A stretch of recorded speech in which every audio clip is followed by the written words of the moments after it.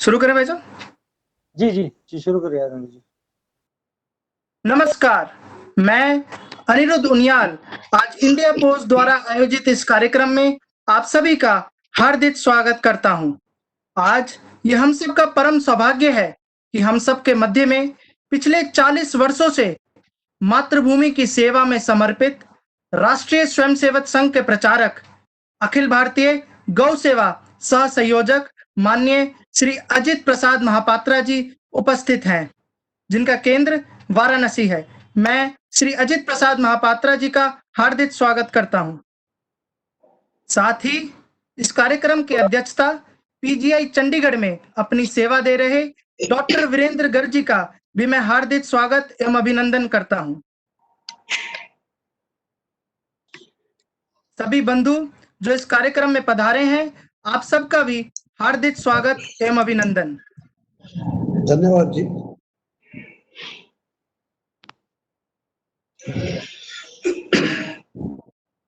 आज का विषय मैं और मेरे शिवाजी, वो शिवाजी जो छत्रपति हैं, वो शिवाजी जो एक आदर्श शिष्य हैं, वो शिवाजी जो हिंदू हृदय सम्राट हैं, उनके बारे में आज हम सबका मार्गदर्शन करने संघ के वरिष्ठ प्रचारक श्री अजित प्रसाद महापात्रा जी करने जा रहे हैं। मैं मान्यवर अजित प्रसाद महापात्रा जी से अनुरोध करूंगा कि वो आए और हम सबका मार्गदर्शन, हम सबका संबोधन करें।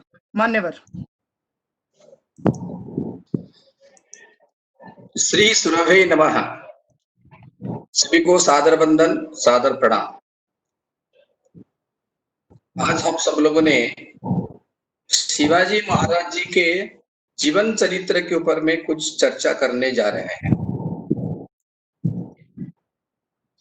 किसी भी चीज का, किसी के व्यक्ति का जीवन चरित्र का, इतिहास का हम कभी चर्चा करते हैं तो स्वाभाविक रीति से उनकी थोड़ी सी पिछले जन्म से ही अगर हम उनका जीवन चरित्र के विषय में थोड़ी सी जानकारी है तो हम सब लोगों को आगे बाकी सभी बंधुओं को, नई पीढ़ी को, भारत को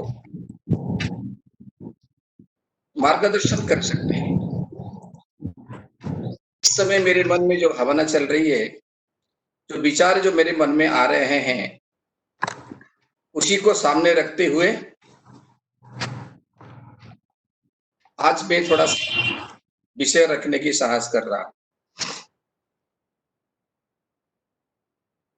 मुगल की जो कालखंड था, उस समय हमारे देश की परिस्थिति कैसी थी?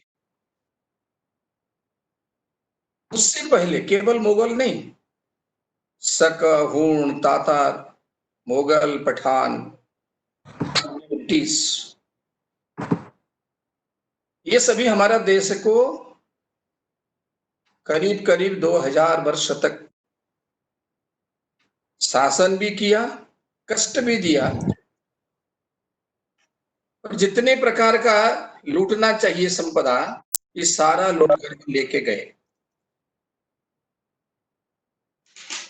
उसी मुगल के कालखंड में एक युवती, जिसका आयु एक किशोरी तरुणी के बीच में था, जिसका नाम था जीजा।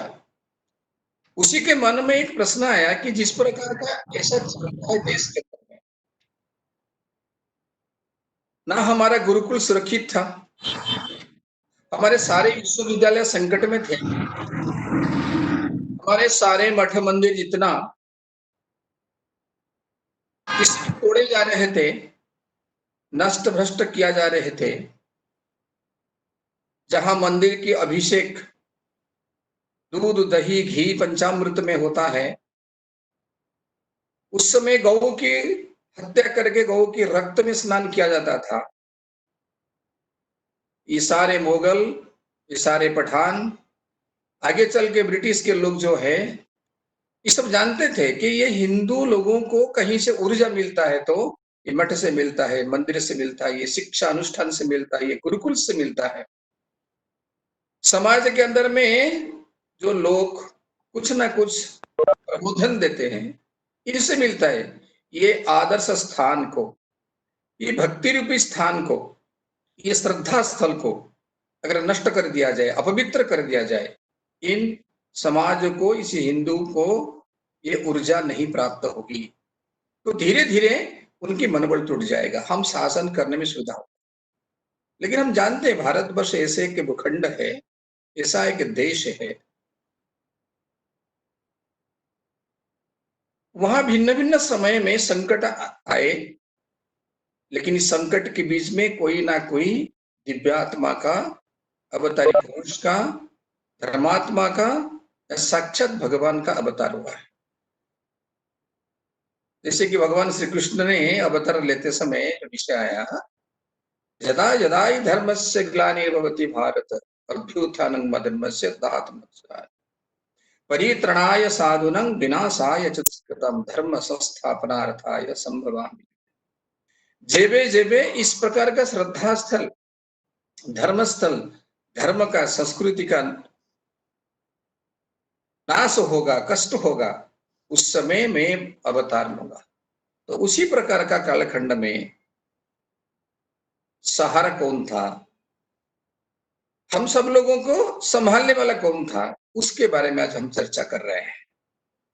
इस जीजा के मन में प्रश्न आया कि इसको कैसे संरक्षण करें। अपने पिता से बातचीत किया, अपने बंधु बांधवियों से बातचीत किए, अपने भाइयों से बातचीत किया, सब सूरवीर थे, प्रताप थे। कोई सुनता था तो उसका खून खुल जाते थे, प्रतिक्रिया प्रकट करते थे।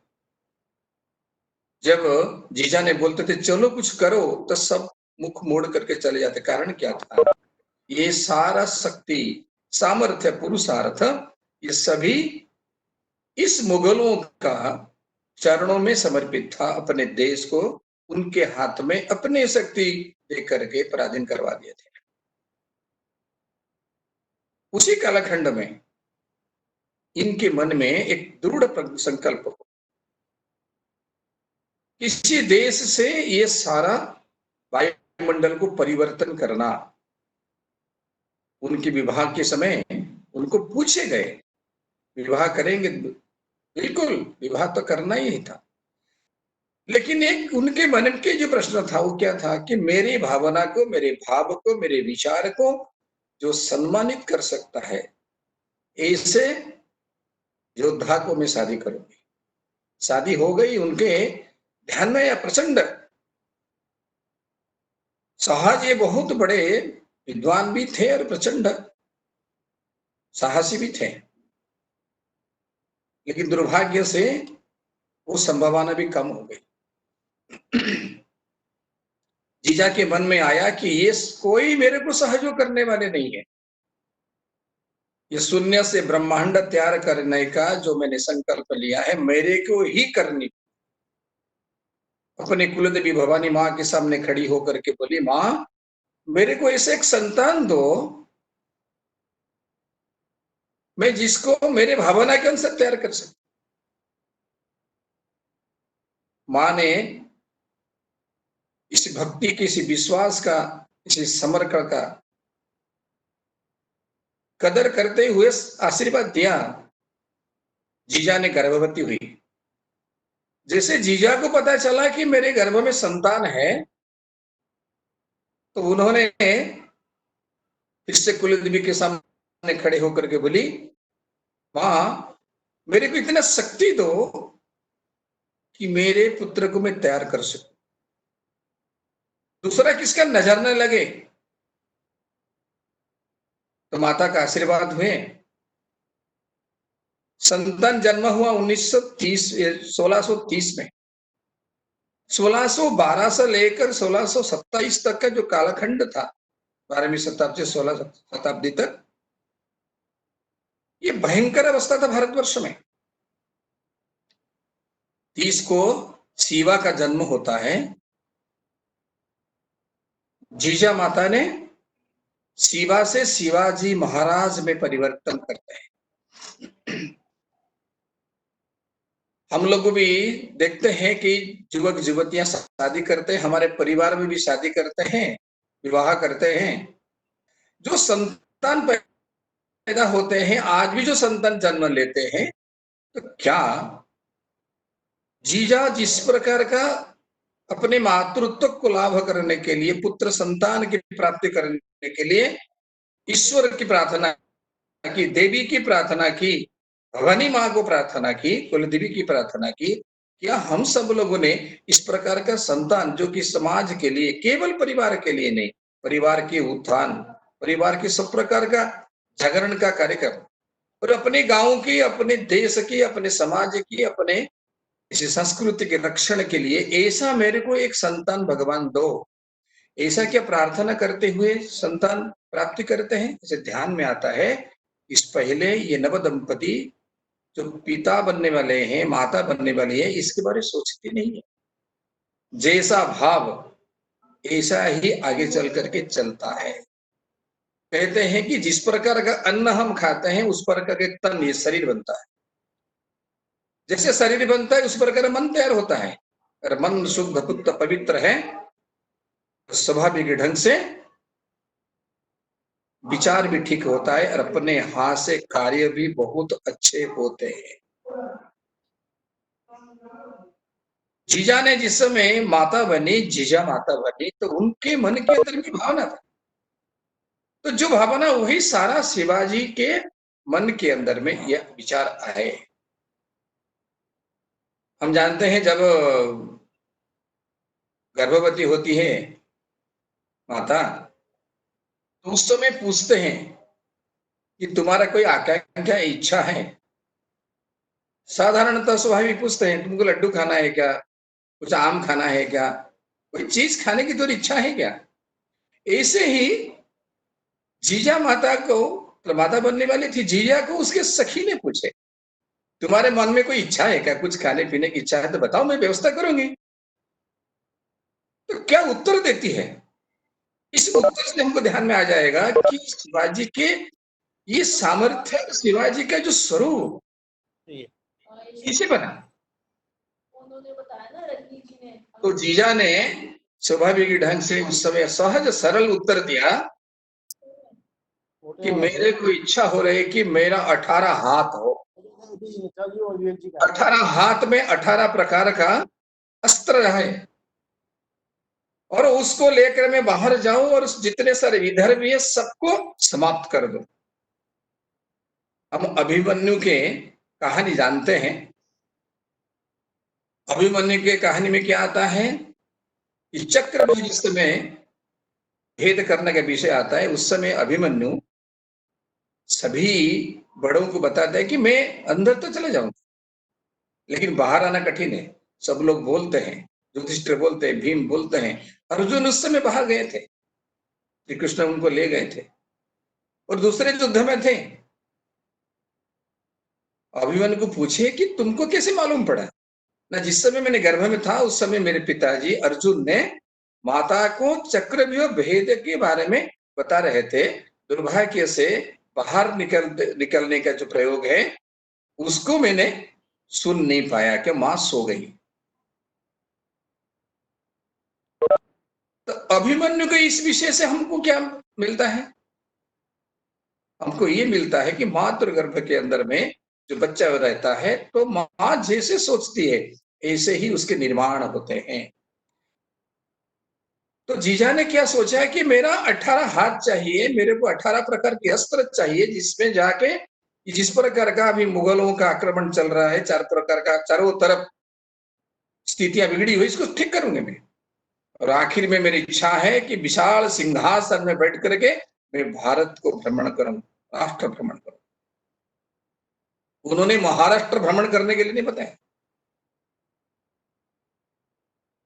तो इस प्रकार का जीजा के मन में भावना, वही विषय अर्थात जो हमारे आयुर्वेद में आता है, अपने भारत में आता है कि गर्भ धारण के बाद में गर्भ को कैसे संभालना और गर्भ से जब जन्म होता है संतान, उसके बाद में संतान को कैसे पालन पोषण करना, इसलिए गर्भ संस्कार और स्वर्ण प्रसन्न, ये दोनों विषय के ऊपर में अतीत अनादि काल से ये चलते आ रहा है। दुर्भाग्य से आज हम सबको भूल गए हैं। माता जीजा ने उनको शिक्षा दीक्षा दिए। जितने प्रकार का हिंदू शास्त्र है, गीता बोलिए, रामायण बोलिए, महाभारत बोलिए, उपनिषद बोलिए, ये सब प्रकार की शिक्षा मां ने दिया है। और दादाजी कोंडदेव जी ने और स्वयं जीजा ने भी सब प्रकार का अस्त्र शस्त्र, नीति, राजनीति, ये सब प्रकार की विद्या उनको सिखाए गए। तो ऐसे शिवाजी तैयार हुए। शिवाजी बहुत छोटे थे, 13-14 साल के थे। जैसा भाव है, जैसा शिक्षा है, उस शिक्षा का भी तो फल मिलेगा। तो शिवाजी एक दिन घूम रहे थे, देखे कि उसी अंचल में जितने लोग हैं सुरक्षित हैं, जितने लोग दिख रहे हैं, किसी की साहस नहीं है कुछ करने के लिए। तो उन्होंने घूमने वाले जो किसान के बच्चे हैं, उनकी आयु के जो मावली हैं, जो ऐसे ही घूमते हैं, जिसका कोई लक्ष्य नहीं है, जिसका कोई सामर्थ्य नहीं है, कोई सोचा नहीं कि भविष्य में हम क्या करेंगे, ऐसे जो बालक किशोर हैं, उनको उन्होंने संपर्क करते हुए एकत्रित किया। धीरे धीरे बाल सेना तैयार हुई। विविध प्रकार का चिंता, चर्चा, आलोचना, योजना बनी। एक दिन पुणे से 50 किलोमीटर दूरी एक शिव जी के मंदिर है, वहां पर ये सारा टोली एकत्रित हुई। ये टोली एकत्रित होकर के वहां पर उन्होंने प्लानिंग किया, योजना बनाई। और योजना क्या था, उसको अभिषेक करके संकल्प किया गया। तो शिवाजी ने अपनी उंगली काट करके वहां रक्त देके संकल्प किए कि मैं पुनः जो आज बिगड़ी हुई स्थिति है उसको ठीक करके मैं पुनः हिंदवी राज्य स्थापन करूंगा। और ये आजीवन व्रत है। संकल्प जीवन में एक बार होता है, व्रत जीवन में एक बार होता है, और सारा जीवन संकल्प चलता है। उन्होंने प्रतीक्षा किया, कोई कल्पना भी नहीं किया था। जीजा माता ने ये सब देखा, बहुत खुश हुई मन में, लेकिन अचानक जैसे कहते ना पिंच करना, अंग्रेजी भाषा में कहते हैं, उनको पिंच किया। तो तुम तो बहुत बड़े बड़े बात करते हो और हिंदू भी आज स्थापन करने के लिए तुम्हारा संकल्प हो गया। ये सामने जो 2-4 किला दिखते हैं ना, इसको थोड़ा सा जीत कर क्या हो। धीरे धीरे करके वो छोटा सा बालक जो किशोर अवस्था में थे, युवा अवस्था में नहीं आए थे, ऐसे ही जो बच्चे थे, उनके दोस्त थे, जो छोटी सी टोली थी, ये धीरे धीरे करके किला जीतते गए। 5-6 किला जीत गए, धीरे धीरे 25 किला जीत गए। जीजा माता ने ध्यान दिया कि मैं जो कहते हैं ना गाड़ी ठीक चल रही है, जिस भाव से हम सोच रहे थे उसी भाव में चल रहे हैं। एक दूसरा परिणाम भी बाल अवस्था में मिला।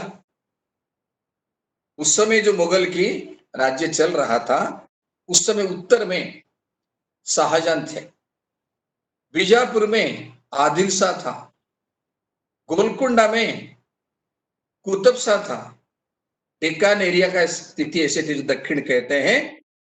उस एरिया अफ्रीका और मध्य एशिया के जो मुसलमान थे, जो आक्रांता जैसे थे, जो बलशाली शक्तिशाली से, उनको आला करके सहज सरल ढंग में वहां स्थापित करने के लिए तकलीफ नहीं होते थे। और जो समुद्र एरिया था, बंदरगाह थे, तो पोर्तुगीज उसको दबा के रखते थे। और वो हिंदू कुछ जो लोग हैं, सेनापति जैसे काम करते थे उनके पास में, ये दुर्भाग्यजनक स्थिति था। और जितने लोग थे ये सभी बर्बर अत्याचारी थे, अत्याचार का सीमा पार कर गया था।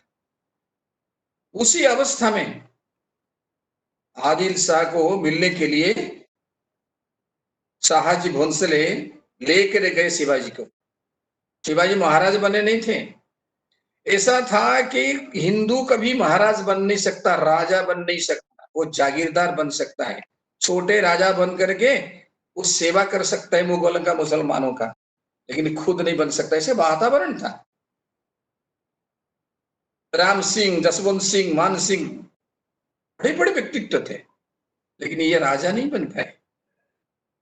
ऐसी स्थिति था। महाराजा बनना इनके हिंदू के जीवन में नहीं था, उनके कपाल में नहीं थे।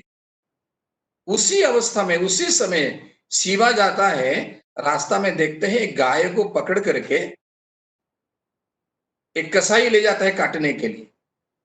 ये गाय मां कटने के लिए नहीं जा रही है, उसके हाथ से मुक्ति होने के लिए कुछ सोच रही है, खींच रही है अपने आप को, लेकिन जबरदस्ती और 10 बार मुसलमान पकड़ करके उसको पीट पीट कर ले जाते। शिवाजी तुरंत उतर करके पिताजी के पास से उतर गया, जाके उनको सीधा पूछते हैं, इनको छोड़ दो। कसाई पूछता है कि तुम कौन हो? अपना परिचय नहीं देते, बोलते तुम छोड़ दो। दोबारा बोले मैंने, तुम कौन होते हो? ऐसे वार्तालाप चलते समय जो मुसलमान तो थे, मुगल के लोग कुछ लोग थे, चारों तरफ हिंदू के घर थे, हिंदू लोग थे। हिंदू देख रहे थे कि पहली बार किसी बालक ने, कोई किशोर ने ये मुगल साम्राज्य को चैलेंज करता है, जिसको अंग्रेजी भाषा में कहते हैं, उसका सामना कर रहा है। तीसरी बार उन्होंने बताया, उनको छोड़ा नहीं और थोड़ा सा उनने उन पर लाठी लगाए तो तुरंत तलवार निकाला और उसका हाथ पकड़ दिया। ये परिस्थिति देखते हुए जब तो इसमें अपनी स्थिति ली, ये सारे जो साथ मुसलमान थे भाग गए। कोई खड़े होकर युद्ध नहीं किया। गोमाता छूट गई, गोमाता आनंद से दौड़ते दौड़ते भाग गई। आजू बाजू में जितने हिंदू थे, पहली बार इतने सालों के बाद में, इतने दिनों के बाद में जय जयकार भवानी की हुई, भारत की हुई। मुसलमान अल्लाह अकबर नहीं हुए। जैसे कहते हैं कोई बीज रोपण करते हैं हम जमीन में, ऐसे ही शिवा ने उसी दिन बीज रोपण प्रत्यक्ष पब्लिक के सामने किया।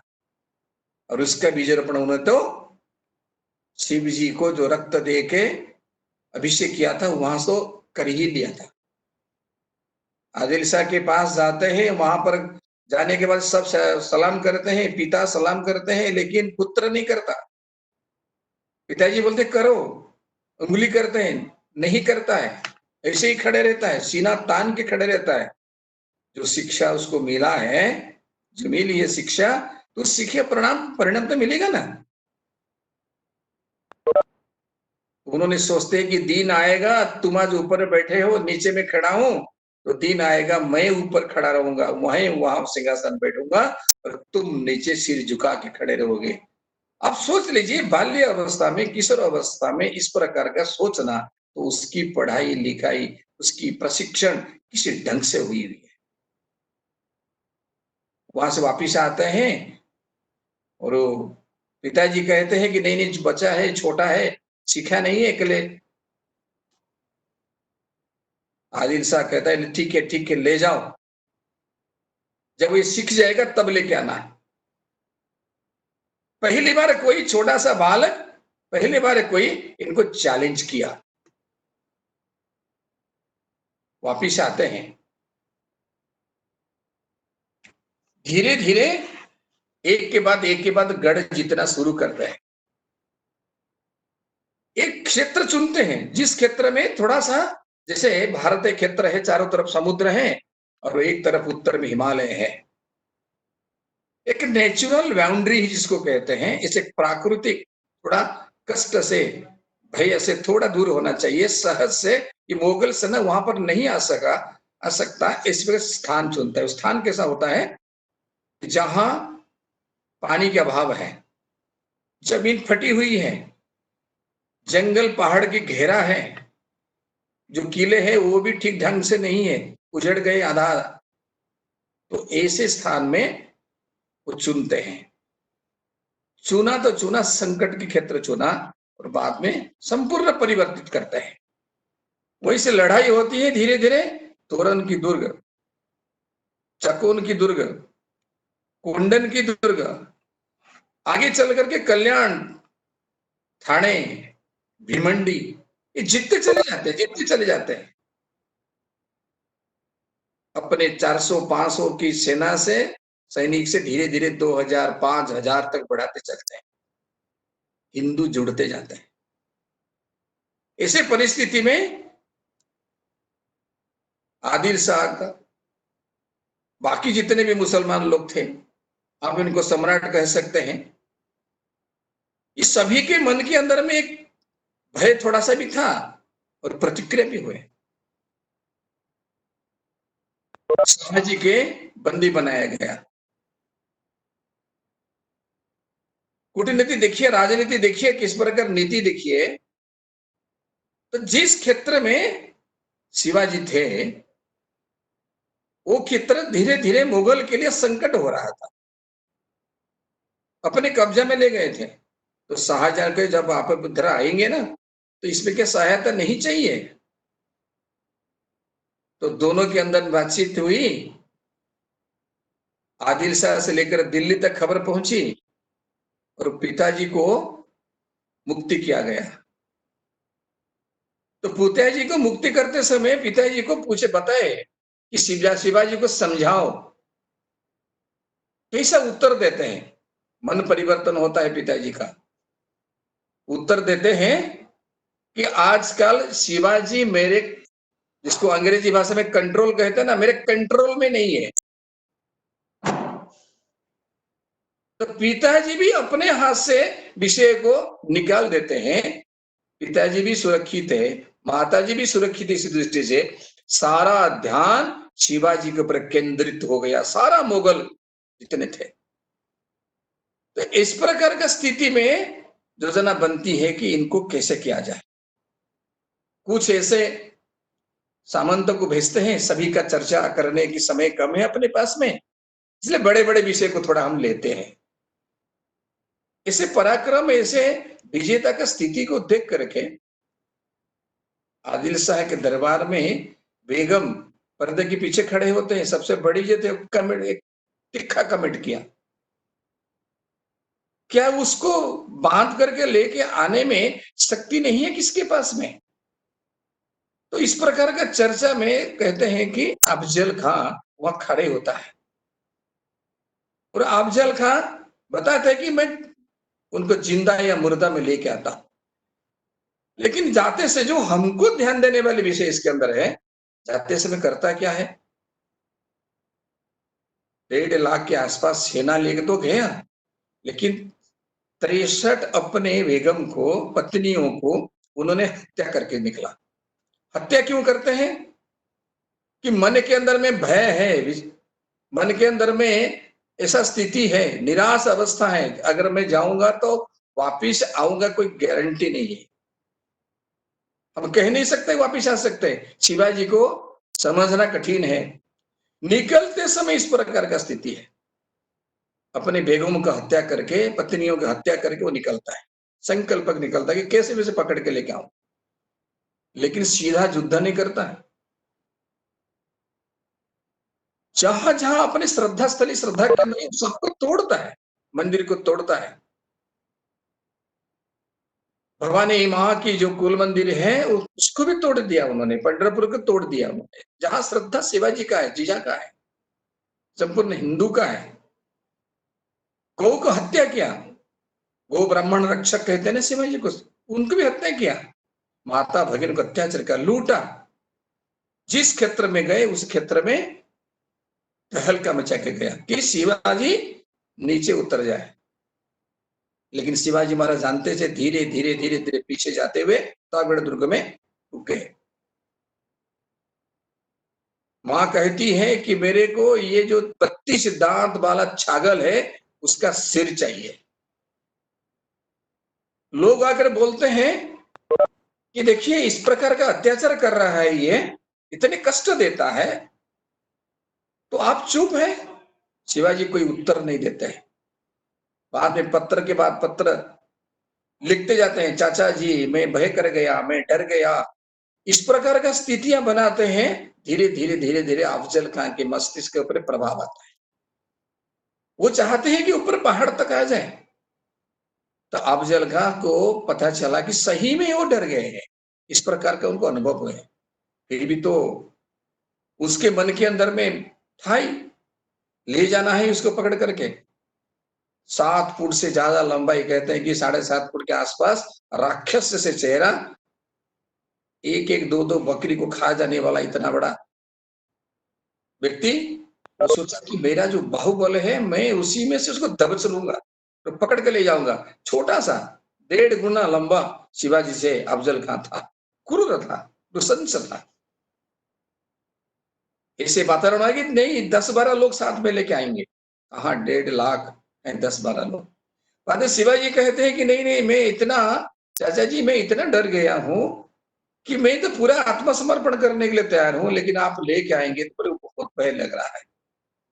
उस वातावरण में वो सोच नहीं पाया, एक एक व्यक्ति को लेके गए, वो भी दूर पे। जैसे शिवाजी को आलिंगन किया, शिवाजी, हम जानते हैं कहानी को, उन्होंने खंजर उठा करके शिवाजी की पीठ में आघात किया। तो शिवाजी पहले से ही प्रस्तुत थे, कवच पहन के ही आए थे, तो उनका तो कुछ नहीं हुआ। लेकिन व्याघ्र के आकृति का उनके पास जो अस्त्र था, उसमें से उसको पेट को फाड़ करके अंत निकाल दिए और तुरंत गर्दन कटे। जिस समय उसको पेट को फाड़ा, जैसे भगवान नरसिंह ने हिरण्यकशिपु के सीना को फाड़ा था, उस समय वो दगा दगा दगा, धोखा धोखा धोखा उन्होंने बताया। चारों तरफ मुसलमान लोगों ने बोले कि धोखा हो गया, धोखा हो गया। उन्होंने मिलने के लिए कहा और मार दिया, लेकिन आक्रमण किसने किया, इतिहास को इस ढंग से वर्णन करके आज अपने लोगों के सामने बताया जाता है। इस प्रकार व्यक्ति था से, और ऐसा था कि जब ऊपर पहुंचेंगे तोप वहां पर चलेगा और तुरंत आक्रमण होंगे। ये कुशलता देखिए, शिवाजी महाराज ने बहुत बड़ा एक रण कौशल, जिसको गरिल्ला युद्ध कहते हैं, उन्होंने तैयार किया।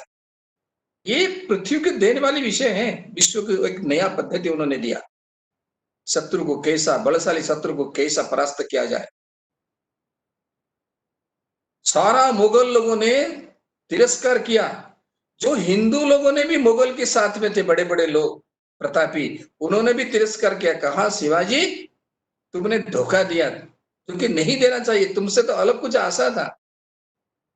तो उस समय शिवाजी महाराज पत्र लेके बताते हैं, मेरे को ये बताया कि मैंने कभी मेरे मित्र को धोखा दिया है। ये हमको समझने में, जो हमारे साथ मित्रता हो गया जिसके, उनको जीवन में धोखा नहीं देना चाहिए। शिवाजी जो सीखा था अपनी मां से, उन्होंने कहता है कि मेरे जीवन में कभी मैंने मित्र को धोखा नहीं दिया। धोखा देने वाला लोगों को अपने साथ में जोड़ दिया। शिवाजी का व्यक्तित्व एक बहुत बड़ा व्यक्ति, 17 साल उनको मिलने के लिए आए, और बड़े प्रतापी थे, उब गए थे। मुसलमानों के साथ में रह करके उनके जो व्यक्तिगत शक्ति था, वो शक्ति सोच रहे थे क्षीण हो गया, उसको कुछ उपयोजक में लाना चाहते थे। धीरे धीरे शिवाजी को मिलने के लिए गए, बाहर घूमने के लिए नाम से निकल गए दोनों पति पत्नी। शिवाजी को मिलते हैं, जब मिलते हैं शिवाजी महाराज ने बताते हैं सारे एक करके विषय, कहते हैं मैं आपके पास में रह करके कुछ काम करने के लिए चाहता हूं। कोई छोटी सी टोली के सेना की टोलियां मेरे को दे दीजिए, टुकड़ी मेरे को दे दीजिए, मैं इसको संचालन करूंगा और मैं स्वराज्य के लिए काम करूंगा। लेकिन शिवाजी महाराज कहते हैं कि तुमको अपने जो क्षेत्र है वहीं जाओ, उसी क्षेत्र को संभालो। जो स्वार्थी हैं, लोलुपी हैं, उन लोगों के कभी मन में नहीं आएगा। इतना बड़ा विषय शिवाजी महाराज के जीवन के अंदर आता है। ये घटना सुनने के बाद में मुगल के दरबार के अंदर में वातावरण बदल जाता है। मुगल के दरबार के लोगों ने सोचते थे ये क्या है, कौन है ये। धीरे धीरे एक एक इतना बड़ा हस्ती को, इतने लोगों को समाप्त कर दिया 4-5-6 घंटे के अंदर में। केवल स्वल्प रात्रि का कालखंड बाकी था, उसमें समाप्त किया। 1.5 लाख लोगों को हत्या कर लेना, विजेता हो जाना, 4-5 छोटी सी टुकड़ी बची, जो कि खबर जाके देते हैं कि हम सब लोग मर गए, सबका समाप्त हो गया, हत्या हो गई, अफजल खां भी चला गया और हम बच के आए। ये जो रण कौशल है, इस रण कौशल को समझना चाहिए, धैर्य को समझना चाहिए। ये शिवाजी महाराज का जीवन के अंदर में अंतिम विजय मेरा होना चाहिए। ये अंतिम विजय वाली जो विषय है, शिवाजी महाराज आखिर तक, जन्म तक चला। जब ये घटना हुआ, उस समय वो बेगम, आदिल शाह, बाकी सारे औरंगजेब से चर्चा हुई, कुछ करना पड़ेगा इसके लिए। शास्त्र खान को भेजते हैं, मामा को भेजते हैं, 80,000 की सेना को लेकर के मामा ये पुणे आते हैं। उस क्षेत्र को घेर लेते हैं। शिवाजी महाराज वहां से निकल करके धीरे धीरे पहाड़ की तरफ चले जाते हैं। रंगमहल जो रहने की स्थान था, उसको उन्होंने कब्जा कर लेता है और बहुत आनंद करता है कि मैं जीत गया, खबर भेजता है। लेकिन थोड़े दिन के बाद में क्या ध्यान में आता है, थोड़े समय के बाद में शिवाजी रुक रुक करके एक बारात की योजना बनाते हैं। और एक बारात में कितने लोग रहेंगे? हजार लोग तो नहीं रहेंगे, एक 300-400-500 लोग रहते हैं। साथ में कुछ गाड़ियां लेके गए, घोड़ा वोड़ा वगैरह बहुत कुछ नहीं था, बैल की गाड़ियां चली, साथ में कुछ बैल भी थे। तो इतने छोटी सी टोली लेकर के उन्होंने व्यूह को चीरते हुए अंदर पहुंचते हैं। शायस्ता खां के सामने पहुंचते, जो शायस्ता का नींद खुलता है तो देखता है कि साक्षात जम देवता जम सामने खड़े हैं और भागने की योजना बनाता है। खिड़की के माध्यम से भागता है, तलवार की बार थोड़ी सी चुक जाती है, उंगलियां कट जाते हैं। लेकिन उसके बाद में उसका स्थानांतरित कर देता है सम्राट, उसका हारा भी तो साथ में उन्होंने इज्जत भी गया। ऐसे परिस्थिति में शायस्ता खां भागते भागते चलता है। तो बाहर जाने के बाद जो पता चलता है, पूरा सेना तैयार होता है शिवाजी को पकड़ने के लिए। लेकिन उसी समय शिवाजी महाराज एक बार गोमाता को शिवाजी बचपन में, बाल अवस्था में बचाए और गौ ने शिवाजी को भी बचा लिया। बैल के सींग में मसाल बांध करके एक तरफ ये 400-500 बैल को चला देते हैं, उसके पीछे सेना भागता है। ध्यान में आता है कि सारे बाद में बैल हैं, तो शिवाजी महाराज धीरे से बाहर से निकल चले जाते हैं। गढ़ विजय हो जाता है, क्षेत्र में विजय प्राप्त हो जाता है, विजय पताका लग जाता है। इतने सारे युद्ध करते करते जब अर्थ की आवश्यकता है, उनको ध्यान में आया जो सूरत है वो व्यवसायिक केंद्र था उस समय, आज भी बहुत बड़ा व्यवसायिक केंद्र है। वहां जितने व्यवसायी, ये सारे मुगल तो बहुत कम थे, मुसलमान तो बहुत कम थे, हिंदू बस थे। हिंदू लोगों ने ये सारे मुगल शाही को पैसे देते थे, आदिल शाही को पैसा देते थे। इन्होंने एक छोटी सी टुकड़ी लेके ये 50,000 से ज्यादा सेनाओं को परास्त करते हुए, उस क्षेत्र को जीतते हुए 3 दिन तक सारा वही के जितने अर्थ था उसको लेकर आ जाते हैं स्वराज्य के लिए। जब इतनी सारी घटना होते हैं, इस घटना से दिल्ली के सम्राट, जिसको दिल्लीश्वर जगदीश्वर कहते थे, दिल्ली के सिंहासन में के बैठ गया तो वो जगत की ईश्वर बन गया, बाकी सब कर्मचारी, बाकी सब कृतदास। ऐसे वातावरण था। ये खबर पहुंचे तो बाद में मानसिंह, बहुत बड़ा योद्धा, हिंदू राजा, विशाल सेना लेके शिवाजी के ऊपर आक्रमण करने के लिए आते हैं। शिवाजी पत्र लिखते हैं कि क्या ये है, कहा किसको सहायता करने के लिए तुम हो, इतने बड़े सम्राट हो, इतने बड़ा बलशाली हो, लेकिन मुगल के सामने उन्होंने जो माथा टेक दिया था, तो उन्होंने शिवाजी के साथ में जो लड़ाई हुई, शिवाजी हारे। हारे मतलब बंदी हो गए।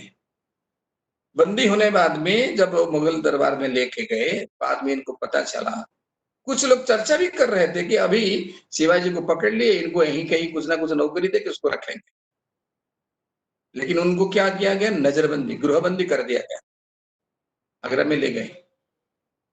शिवाजी के कौशल देखिए, बंदी अवस्था में थे, कैसे कैसे लोगों को तैयार किया शिवाजी महाराज ने, जैसे छत्रसाल को तैयार किया। वो केवल वहां पर नौकरी करने के लिए इच्छा में थे, उनको स्वराज्य में भेजा, अपने राज्य को संभालो, वहां भेजा। ये शिवाजी महाराज का अनोखा था। शिवाजी महाराज के एक नाई था, नाई उनका दाढ़ी वगैरह बनाता था, बाल बनाते थे, लेकिन उसके पास में एक अद्भुत कला था। शिवाजी महाराज जी का जितने प्रकार का भाव भंगी है, सबको नकल करता था। और मैं शिवाजी में, उसका नाम भी शिवाजी था, तो उसको में था कि मैं भी एक दिन शिवाजी महाराज बनूंगा। तो ऐसे ही वेशभूषा बना करके उन्होंने चलता था। मजाक मजाक चल रहे थे विषय कि तुमको भी एक दिन शिवाजी महाराज बननी है। बहुत कुछ था। तो एक बीमारी का बहाना लेके साधु संत फकीर सबको मिठाई प्रसाद बंटने के लिए शिवाजी महाराज जी ने बोलते हैं, अपने साथ में छोटा सा बालक, अपने पुत्र 9 साल का, उसको लेके चले गए थे। बचपन से भी उन्होंने उस वीरत्व का प्रदर्शन भी किया।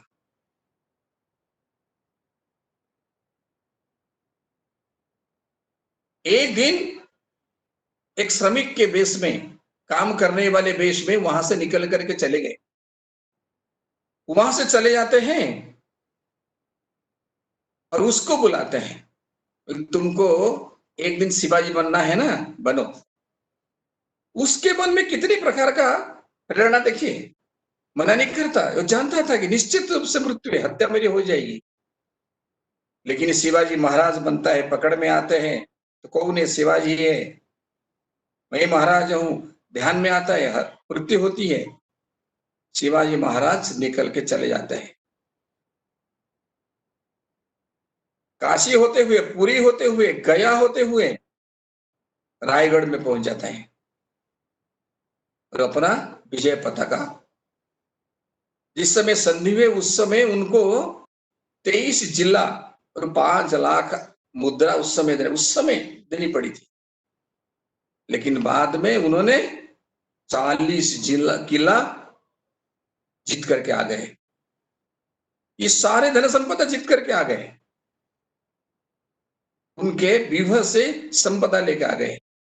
ये शिवाजी महाराज थे।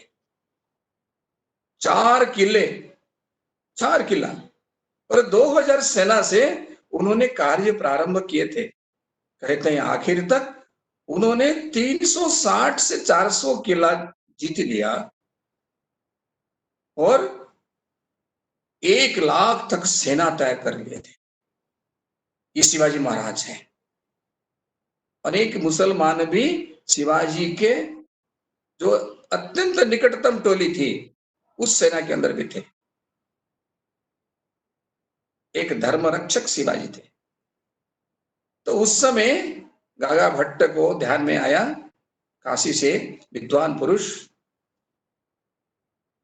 कि इस समय ऐसा आवश्यकता पड़ता है कि भारत को राजा चाहिए, महाराज चाहिए। तो उन्होंने जाके मिलते हैं, योजना बनाते हैं। शिवाजी कहते हैं कि मेरे को राजा नहीं बनना, महाराज नहीं बनना, मेरे तो बस मातृभूमि की रक्षा करनी चाहिए। गुरु से बातचीत होती है, आखिर में माता जीजा माता को थोड़ा सा बतानी पड़ती है। शिवाजी महाराज राजी होते हैं कि ठीक है, आप अभिषेक कराइए। अभिषेक के समय में एक जो विशेष चिंतन हमको करनी चाहिए, चिंतन होनी चाहिए, आज युवा पीढ़ी को चिंतन होना चाहिए। उन्होंने उस समय जो बालक अवस्था में प्रतिज्ञा किया था, उन्होंने मराठा को रक्षा करने के लिए नहीं किया था। उस समय हिंदवी राज्य का विषय चल, संपूर्ण राष्ट्र के बारे में सोचा थे। इसलिए अभिषेक के समय भारत वर्ष के कोने से कोने तक, कन्याकुमारी से लेकर के हिमालय तक कटक से लेकर कटक, तो ये जो पूरा भूखंड था,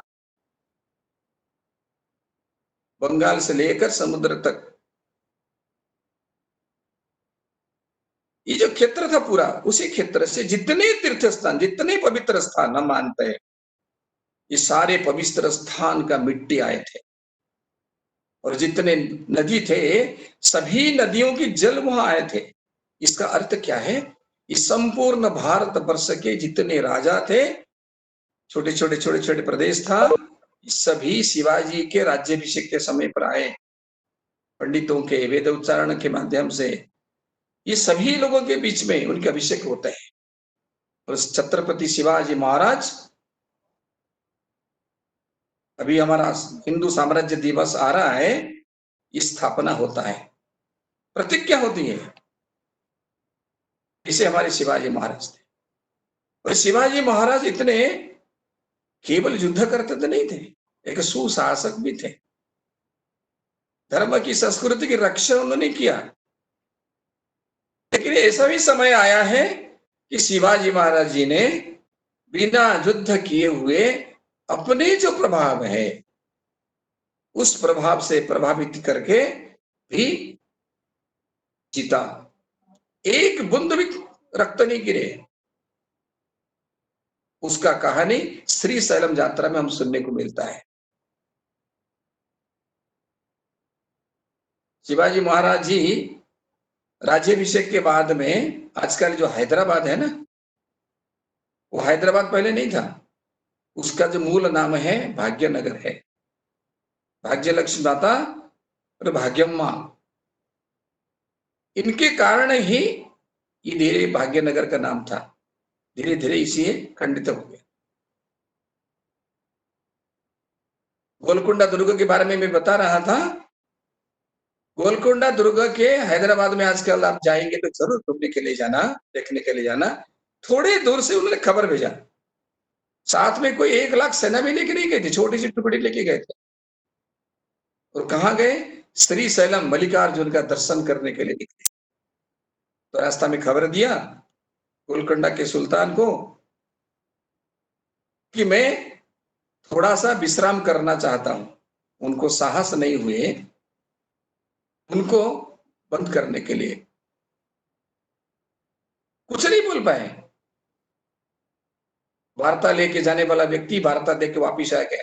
केवल 2-2.5 दिन बचा था वहां तक पहुंचने के लिए।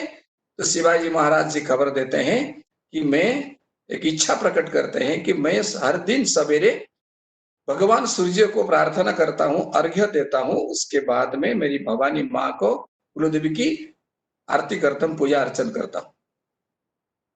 आप गोलकुंडा दुर्गा के अंदर में भवानी माँ का अर्थात देवी की पूजा करने की व्यवस्था बनाई है। साहस नहीं हुए मना करने के लिए। 2 दिन 2 रात के अंदर में मंदिर निर्माण होते हैं। और शिवाजी महाराज पहुंचते हैं दूसरे दिन सवेरे, सूर्य को अर्घ्य देके, सूर्य को प्रणाम करके, जिस समय भवानी माँ का अर्थात जो दुर्गा भवानी के नाते आज वहां पर पूजित होते हैं, उनकी आरती उतारे। इस समय के विचित्र, मन को छूने वाला, रोंगटे खड़े होने वाला एक दृश्य उसी क्षेत्र में देखा। कौन सी क्षेत्र? आज का तेलंगाना, आज का आंध्र प्रदेश, आज का रायसीमा एरिया और उसके लगे हुए 5-6 जिला महाराष्ट्र के। इतनी बड़ी जो क्षेत्र है वो गोलकुंडा के अधीन में था।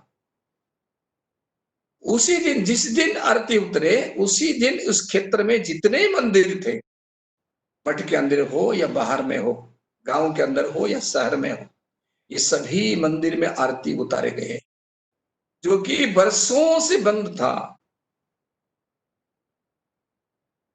और बाद में हिंदू लोगों ने शिवाजी महाराज को दर्शन के लिए आए, भेंट चढ़ाने के लिए आए।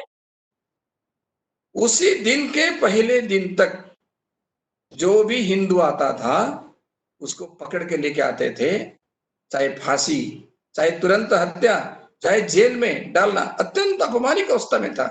उनके परिवार में माता भगिनी तक भी सम्मान में नहीं रहते थे। ऐसी परिस्थिति में शिवाजी महाराज अपनी स्थिति को ऐसे बनाया था अपने पुरुषार्थ का प्रदर्शन ऐसा किया था, उस कारण से जो हिंदू लोग सिर उठा करके आए भेंट देने के लिए। उसी दरबार में बैठ करके शिवाजी महाराज कहते हैं कि मैं इसको लेके साथ में स्वराज्य नहीं जाऊंगा, इसको ले जाना नहीं है, ये सभी को आप वापिस लीजिए और अपने अपने गांवों में देवस्थान की, अपने भूमि की, अपने कृषि क्षेत्र को, अपने गांव को निर्माण करिए, अपने विकास करिए। आप सोचिए कि उसी समय से ये जो विकास की परंपराएं जो होते रहते थे, उसी क्षेत्र का संपूर्ण विकास करने का एक महाराजा के नाते वहां किया। उन्होंने वहां पर गुलाम नहीं बनाया, उन्होंने वहीं पे उनको शासन करने दिया और कहा कि ये स्वराज्य के अंतर्गत है। और लंबे समय तो रहना नहीं था, थोड़े दिन के बाद में वो गए। लेकिन यहाँ पर आज जो चर्चा जिस समय चल रहे हैं, जो विचार मंच ने इसको योजना बनाया है, ये पत्रकार की जगत में, मीडिया की जगत में प्रसिद्ध है, पिछले 15 साल से चलते आ रहा है। उस समय ये पत्र जगत नहीं था, सोशल मीडिया नहीं थे, इलेक्ट्रॉनिक्स मीडिया नहीं थे, प्रिंट मीडिया नहीं था। शिवाजी महाराज यहाँ पर आरती उतार रहे हैं, हर गांव में, हर कोने में, मंदिर के अंदर में आरती हो रही है। ये कैसे हुआ?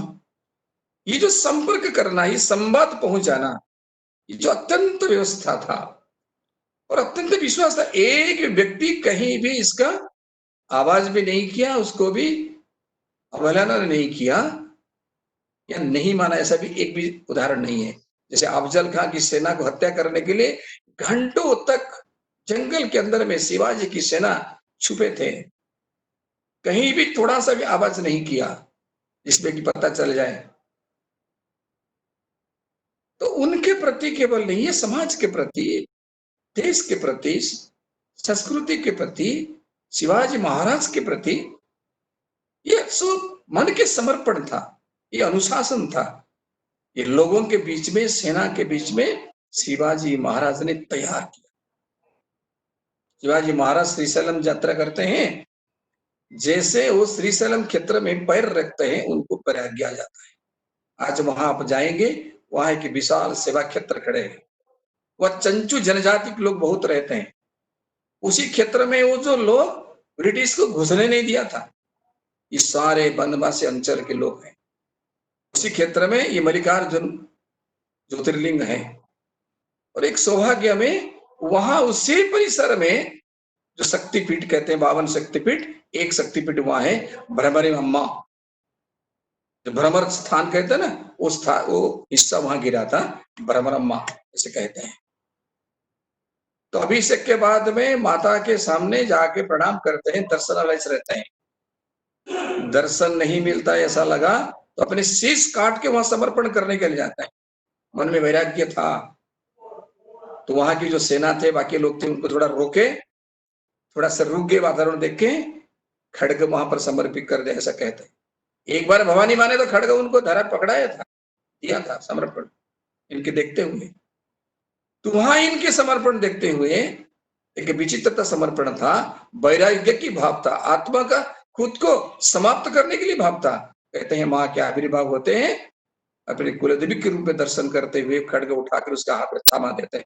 आज आप जाएंगे, वो विग्रह दिखने को मिलता है, सुंदर सा विग्रह बनाया गया है, वो कहानी उधर ही है। शिवाजी स्मृति समिति नाम से आज उसी स्थान में एक विशाल सेवा क्षेत्र खड़े, 2700 गांव तक सेवा चलती है उस चंचू जनजाति के उस वनांचल क्षेत्र में। शिवाजी महाराज उसको पुनः स्वीकार करते हैं और वहां से संचालन करने के लिए वापिस आते हैं। मां कहती है प्रकट होकर के, तुम तो अभी कार्य प्रारंभ किया है, अभी कार्य प्रारंभ किया है। अर्थात कौन सा कार्य? शिवाजी महाराज बनने के बाद में कार्य जो प्रारंभ किया महाराज के नाते, तो बहुत कुछ काम करना है, तो इतने जल्दी समर्पण करने की कोई आवश्यकता नहीं, वैराग्य की कोई आवश्यकता नहीं। ये मां का आशीष है, तो इसी को धर्म कहते हैं, इसको पुण्य कहते हैं। यही सबसे सर्वश्रेष्ठ कार्य होता है। धर्म की रक्षा, समाज की रक्षा, भूमि की रक्षा, मातृभूमि की रक्षा, गौ की रक्षा। उनके दरबार में जीत करके गढ़ कुछ महिलाओं को, मुसलमान महिलाओं को लेके चले आते हैं। तो शिवाजी महाराज अत्यंत दुखी हो जाते हैं कि मातृ समान महिला, मां, ऐसे कैसे हो गया शिवाजी राज्य में? ससम्मान उसको इसे वापिस करते हैं। मुसलमान आश्चर्य हो जाता है, हम जिसको अत्याचार किया, इस समाज को, उस समाज पे से निकला हुआ इस बेटा, इन्होंने हमारे पत्नियों को, हमारे बहू बेटियों को ससम्मान विदा करते हैं, साथ में धन भी थोड़े देते हैं, कैसे चलोगे? इस प्रकार के धर्मपरायण राजा शिवाजी महाराज थे। शिवाजी महाराज अंतिम श्वास चढ़ने के बाद में तुरंत काम बंद नहीं हुआ, 25 साल तक चला। जैसे आदिल शाह का अवस्था हुए कि बीजापुर का साम्राज्य उसके समाप्त होने के बाद में माथा नत कर खड़ा था। कहते हैं 72 तक वो जीवित रहा, आखिर में उसकी मृत्यु हुई। दयनीय अवस्था में था। अब जल प्रकार का व्यक्ति को जो उन्होंने संभाल कर रखा था, सोच लीजिए, हम सोच सकते हैं इसके बारे में। इसे भी शाहजहाँ जैसा अत्याचार औरंगजेब वो 25 साल तक लड़ा, राजा चले गए, सेनापति चले गए, इसे साधारण लोगों को तैयार किया था शिवाजी महाराज जी ने। सब लड़े और आखिर में उसका गर्व अहंकार चूर हो गया, उसकी मृत्यु हो गई। इसे शिवाजी महाराज की जो चरित्र बचपन से लेकर अंतिम सांस तक इस प्रकार उनका अखंड रहा, ये केवल एक महाराष्ट्र क्षेत्र में नहीं है। एक घटना बता के मैं समाप्त करता हूं। शिवाजी महाराज को एक व्यक्ति आके पूछता है, वो व्यक्ति कौन है? देखिए उनके पास में जो थे अत्यंत निकट में, उसका संपर्क गोवा के साथ में था। जिससे संबंध था उसका संपर्क गोवा के गवर्नर के साथ में था। वो गवर्नर उस समय कौन थे? थोड़ी हिंदू थे। उन्होंने ब्रिटिश को पत्र लिखा कि शिवाजी महाराज ये एक के बाद राज्य का विस्तार करते करते कब रुकेगा ये? वहां से वो गवर्नर सर उसको पूछते हैं, उन्होंने उस शिवाजी महाराज के साथी को पूछते हैं, उन्होंने पूछते हैं कि महाराज जी इतने साल हो गया, क्यों हो गया? हम लोग तो स्वराज्य बन गया, आप महाराज बन गए, थोड़ा सा आनंद से रहो। शिवाजी महाराज कहते ही संपूर्ण राष्ट्र जो है ये हिंदू विराज्य संपूर्ण ठीक नहीं हुआ है। कन्याकुमारी से लेकर हिमालय तक, उस क्षेत्र समुद्र तक, आजकल की जो पाकिस्तान है वहां तक मेरा दृष्टि जहां जहां तक जाता है, जहां भी संकट है वहां तक मेरे को काम करना है। इतनी विशाल दृष्टि थी शिवाजी महाराज। एक दिन इच्छा हो गया, मन भर्ती हो गया, जाके गुरु को बोलते हैं, गुरु जी बस हो गया और ये आपके राज्य आप समर्पण कर देता हूं मैं, आप ले लीजिए। इस तरह की मजेदार घटना आता है। उन्होंने एक पत्ते उठा करके उनके संकल्प करके दे दिया, अर्थात पूरा दे दिया उन्होंने, उनके चरण में समर्पण कर दिया। समर्थ स्वामी रामदास जी उसको देखते हैं, थोड़ा हस्तव्यस्त मुंह फेर लेते हैं, थोड़ा दूसरी तरफ देखते हैं, पूरे बोलते हैं कि मैं ऐसे घूमता हूँ, गांव घूमता हूँ, वहां पर युवाओं को एकत्रित करता हूँ, वहां पर अखाड़ा वगैरह बनाते हैं।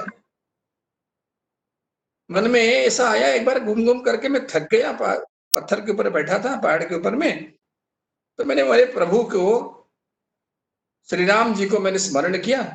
तो श्री राम जी कहे कि मैं थक गया, ये जो काम आपने मेरे को दिया है, और हम जानते हैं समर्थ रामदास जी ने किस प्रकार काम किए थे, शिवाजी के गुरु थे, तो आप इस काम को दूसरे व्यक्ति को दीजिए। वो कहानी के रूप में कहते हैं कि श्री राम जी धीरे से आकर मेरे कान में बताते हैं, रामदास व्यक्ति के जो चयन के बारे में बोलते हो, तुमको ही चयन किया गया है। शिवाजी को उत्तर मिल जाता है। शिवाजी महाराज हाथ जोड़ के प्रणाम करते हैं, कहते हैं कि मैंने तो संकल्प किया और मैं आप तो दान दे दिया। तो समर्थ गुरु रामदास कहते हैं कि ऐसा करो, मैं तुम्हारे गुरु हूं ना, ये जो राज्य है मैं आपके हाथ में देता हूं, ये मेरा है, इसको पालक के नाते इसकी सेवा करना। ये बहुत बड़ा महत्वपूर्ण दो शब्द है, पालक के नाते इसकी सेवा करना। जब तक शिवाजी महाराज थे, उनके क्षेत्र में एक भी व्यक्ति दुखी नहीं था, कोई धर्म की नाश नहीं हुए। जितने मुगल अत्याचार करके वहां पर जबरदस्ती मुसलमान बनाए थे, अनेक लोग परावर्तन के अपने घर में आए। तो ऐसे धर्मपरायण व्यक्ति, ऐसा राजा, इनके बारे में चर्चा ये गांव जंगल तक होना चाहिए, क्योंकि जंगल के साथ संबंध था, किसानों के साथ संबंध था, गोपालकों के साथ संबंध था, गोमाता के साथ संबंध थे, बड़े बड़े बुद्धिजीवी के साथ संबंध थे, काशी के विशाल पंडित भट्ट के साथ संबंध था। तो बुद्धिजीवी से लेकर ग्रामीण वनवासी तक संबंध था। इस सर्वत्र क्षेत्र में शिवाजी महाराज का इसे विषय को प्रचलित करना चाहिए। तो आज की इसी योजना बनी, जो चर्चा हुई, तो मेरे मन के अंदर में जो कुछ भाव था, मैं आपके सामने इसको प्रस्तुत किया। यही आज इसी कहानी को विराम देते हैं। एक चीज केवल स्मरण रखना चाहिए हमको, भविष्य जो है भारत, जिसके गोद से जन्म लेने वाला है, उसके मन, उसके भाव जीजा माता जैसे रहना चाहिए। आज नवयुवक विवाह करने जाते हैं, जो नवदंपति हैं, ये सोचना चाहिए कि भविष्य भारत को तैयार करने की भगवान हमको दायित्व दिया है। अपने मन की भाव इसे तय करे, अपने संतान को ऐसे शिक्षा दे और भविष्य भारत को समर्थ बनाए, संकट शून्य बनाए। इस प्रकार का आशा रखते हुए, विचार रखते हुए मैं वाणी को मैं विराम देता हूं। जय भवानी, जय शिवाजी, जय गौ माता। बहुत बहुत धन्यवाद मान्यवर। ये हमारा परम सौभाग्य है कि आपका सानिध्य आज हमको प्राप्त हुआ। अब कार्यक्रम को आगे बढ़ाते हुए मैं आज इस कार्यक्रम की अध्यक्षता करते हुए अध्यक्षा कर रहे आदरणीय पीजीआई चंडीगढ़ में अपनी सेवा दे रहे डॉक्टर वीरेंद्र गर्ग जी से अनुरोध करूंगा कि हम सबको संबोधित करें। मुझे अनम्यूट करिए, मुझे अनम्यूट कर दीजिए।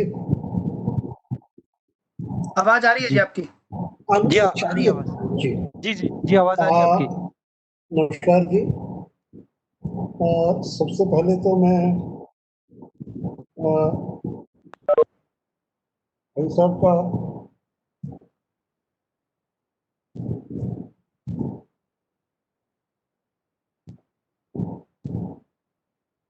वो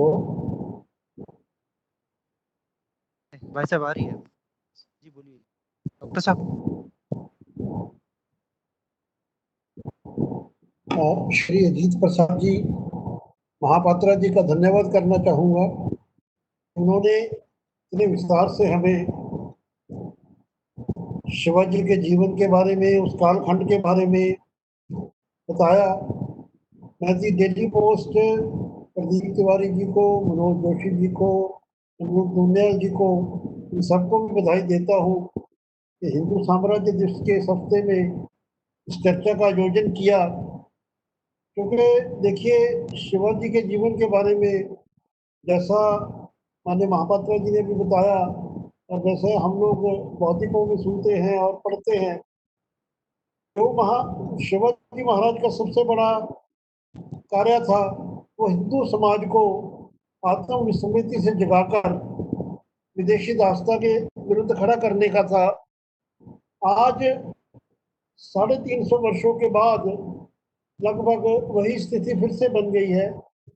आज मुगल बाहर लेकर नहीं आया है, लेकिन तरह तरह के प्रचार प्रसार के माध्यमों से समाज को बांट दिया है और अपना जो तो राष्ट्र का जो स्वप्न है उस पर विचारधारक प्रहार हो रहा है।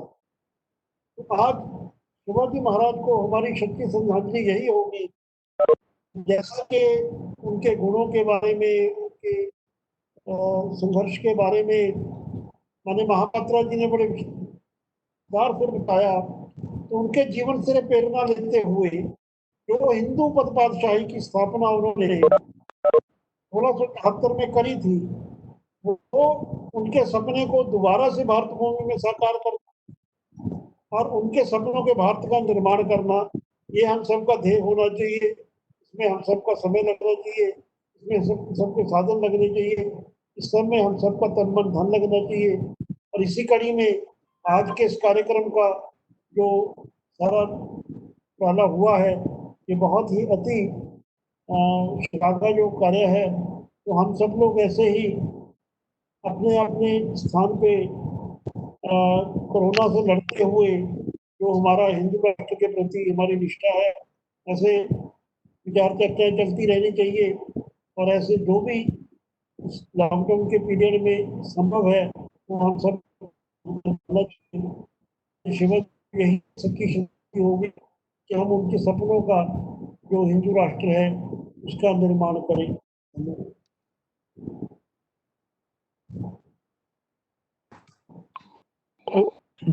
बहुत धन्यवाद मान्यवर, बहुत बहुत धन्यवाद मान्यवर। धन्यवाद जी। आज हम जी आज हम सबका सौभाग्य है कि हम सबके मध्य में डॉक्टर वीरेंद्र गर्ग जी, आदरणीय अजित प्रसाद महापात्रा जी हम सबके मध्य में उपस्थित हैं। मैं आप दोनों का पुनः आभार व्यक्त करना चाहूंगा। सभी बंधुओं का आभार जो इस कार्यक्रम में पधारे, आप सबका बहुत बहुत हार्दिक आभार एवं धन्यवाद। इस कार्यक्रम की जो वीडियो है वो इंडिया पोस्ट के यूट्यूब चैनल के माध्यम से अपलोड कर दी जाएगी। जो बंधु इस कार्यक्रम में किसी ना किसी कारणवश नहीं पधार पाए, मेरा बेटा वो यह वीडियो देख सकते हैं। अंततः आप सबका बहुत बहुत हार्दिक आभार एवं धन्यवाद कि आप सब इस कार्यक्रम में पधारे। जय हिंद, जय भारत।